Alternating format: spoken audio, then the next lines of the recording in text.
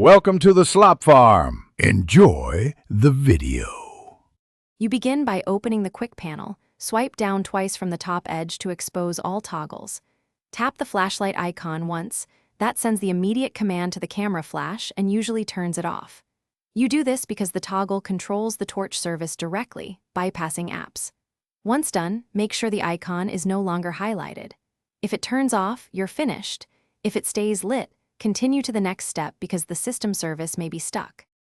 If the Quick panel toggle won't respond, you force stop the service that controls the torch. Go to Settings, pick Apps, then use the three-dot menu to show System or All Apps.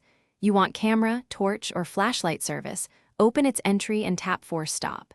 That immediately cuts the process holding the LED on. Once stopped, return to the home screen and test the toggle.